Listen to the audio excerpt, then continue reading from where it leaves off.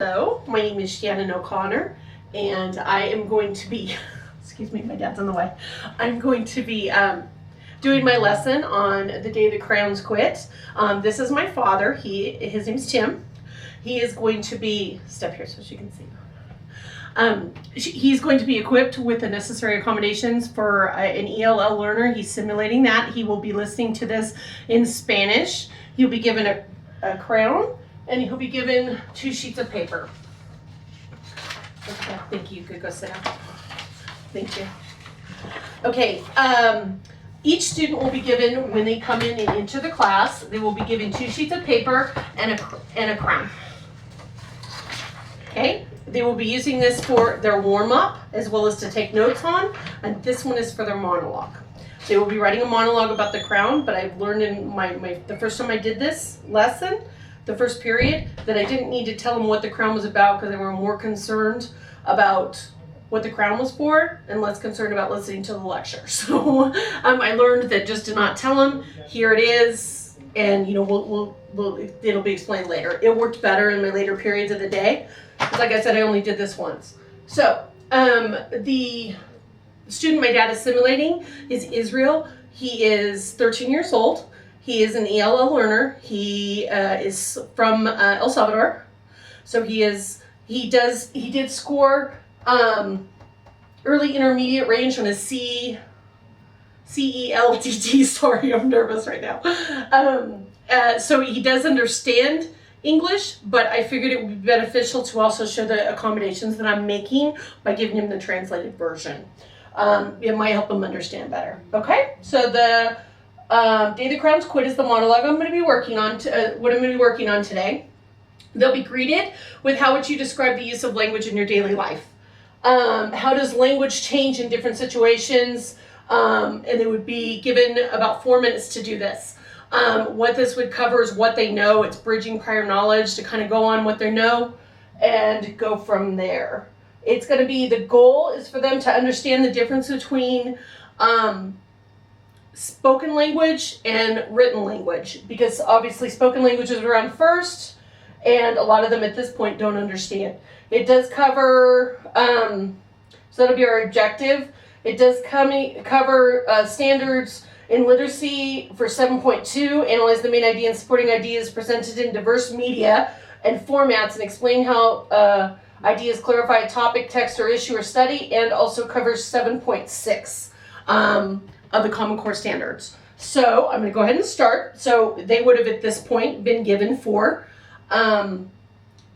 minutes to do this. So today I would explain to them that we're going to be using the concept of monologues to understand public speaking. Okay? And at that point I would let them know that they'll be writing a monologue of their own.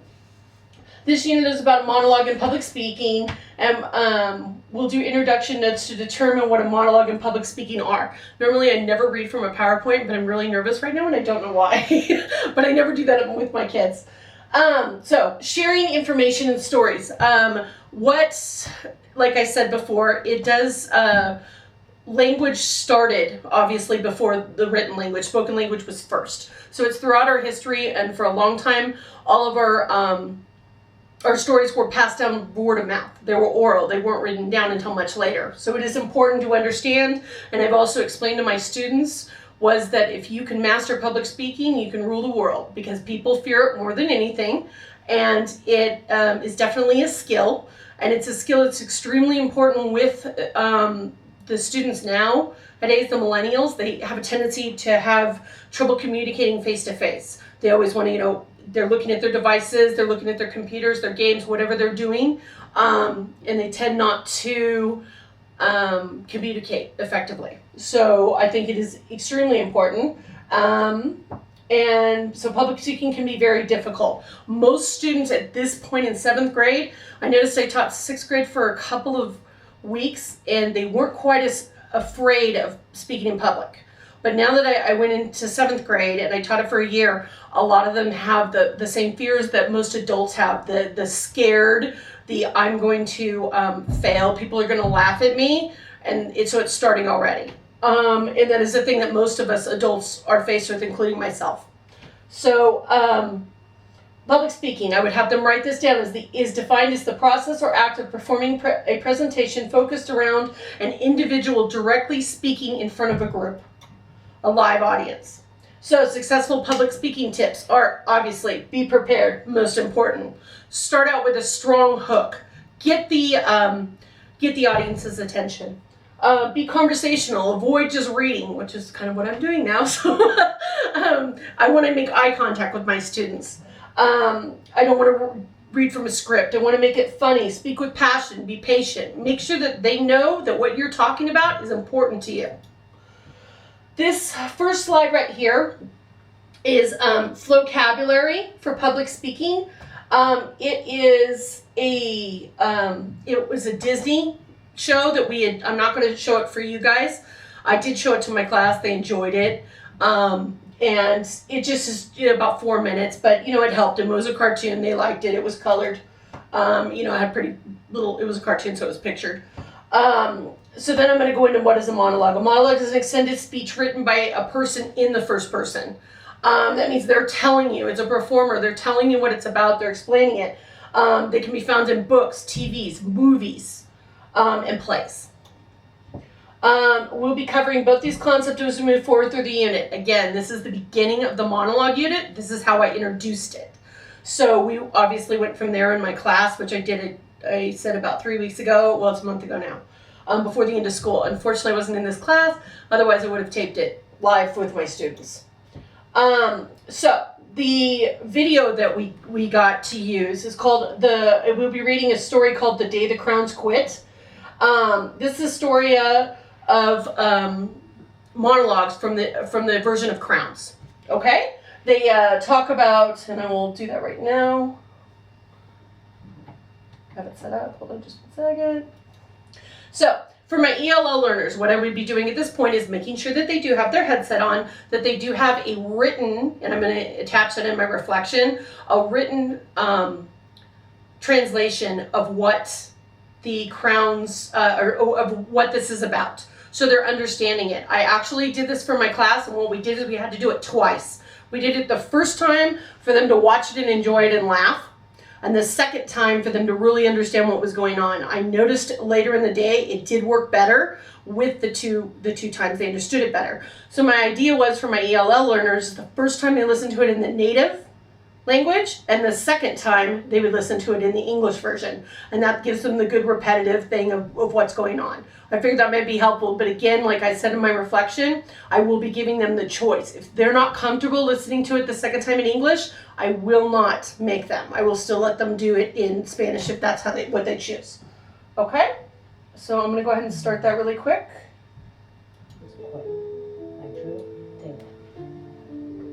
One day in class, Duncan went to take out his crayons and found a stack of letters with his name on them. Hey Duncan, it's me, Red Crayon. We need to talk. You make me work harder and me on the other crayons. All year long, I wear myself out coloring fire engines, apples, strawberries, and everything else. I was surprised how much the 7th graders enjoyed this lesson. They were laughing, they were joking, they really did, because it gave them the opportunity to be kids versus,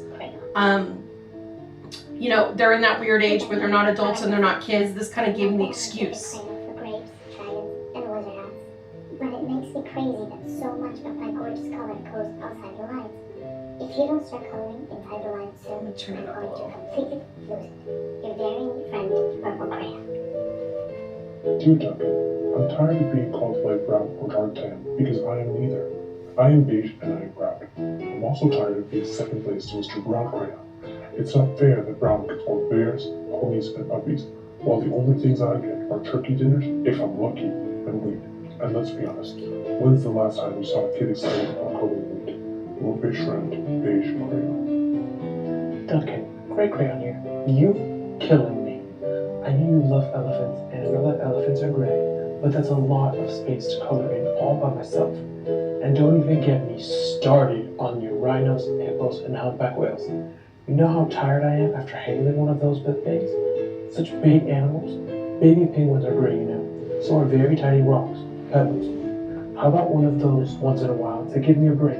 Your very tired friend, Gray Crayon. Dear Duncan, You color with me, but why? Most of the time, I'm the same color as the page you're using me on. White. If I didn't have a black outline, you wouldn't even know I was there. I'm not even in the rainbow. I'm only used to color snow or to fill an empty space between other things.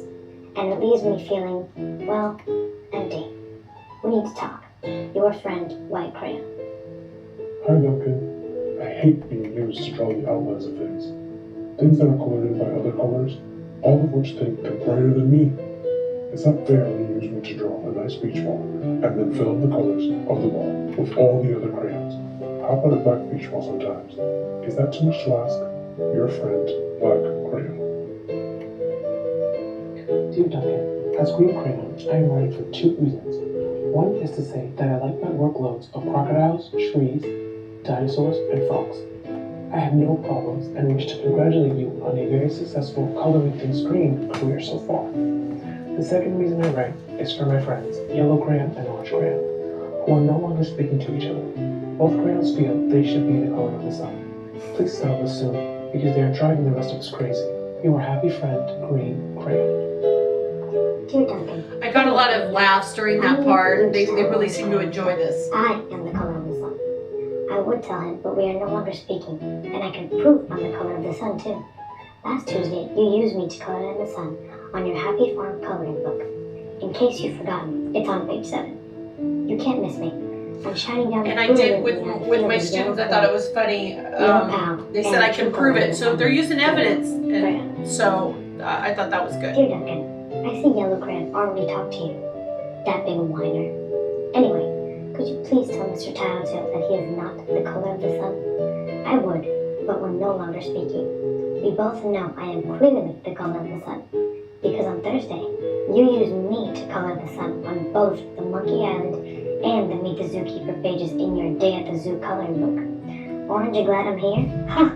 Your pal, and the real color of the sun, Orange Crayon. Dear Duncan, it has been great being your favorite color this past year, and the year before, and the year before that. I have really enjoyed all those oceans, lakes, rivers, raindrops, rainbows, and clear skies. But the bad news is that I am so short and stubby, I can't even see over the railing in the crayon box anymore. I need a break. Your very stubby friend, Blue Crayon. Duncan, okay, listen here, kid. You have not used me once this past year. It's because you think I'm a girl's color, isn't it? Speaking of which, please tell your little sister I said thank you for using me to color in her Little Princess coloring book. I think she did a fabulous job of staying inside the lines. Now back to us. Could you please use me sometime to color the occasional pink dinosaur or monster or cowboy? Goodness knows they could use a splash of color. Your unused friend, Pink Crayon. At this point, I would be quietly go to the back and make sure that Israel or what other yellow learner I have would be understanding. The crayon box. I don't even have any underwear. You How know, would you maybe like with just to the go heads up swimming? symbol. I need your clothes. Help, you naked friend, Peach Crayon. Well, poor Duncan just wanted to color. And of course he wanted his crayons to be happy. And that gave him an idea. Okay, so we're not going to finish watching the rest of that, just because it just, so at this point I would explain to them the assignment, explain to them what their colored crown is for. Like I said before, I did it the other way in my first period class, didn't work so well, they got sidetracked on their colored crown, what they were going to be using, and they weren't really paying attention. Later in the day, we did it this way, it worked out much better. And I've noticed that I have to do that sometimes on lessons being a new teacher. You throw something out, it doesn't work, you usually have to have a backup plan. So at this point I would explain, you picked up a single crown, and you'll be writing a monologue as that crayon to yourself. So whatever color they had to write a monologue about it. Most of them, surprisingly, which I thought was kind of funny, they wanted to write the monologue in the crayon. And then they were to do artwork as well. That was going to be turned in along with whatever notes that they had from the video lecture. I mean, the lecture that I did, the PowerPoint, and their answer to the warm-up question. That was considered their exit ticket, which it can also be used as an assessment. And then I encouraged them to be creative. At this point, after I explained more in depth what the monologue, you know, was supposed to be about, I let them watch it again. And at this point, for the ELL learners, I would ask, you know, see if they were interested in doing it. Again, with the thumbs up, thumbs down.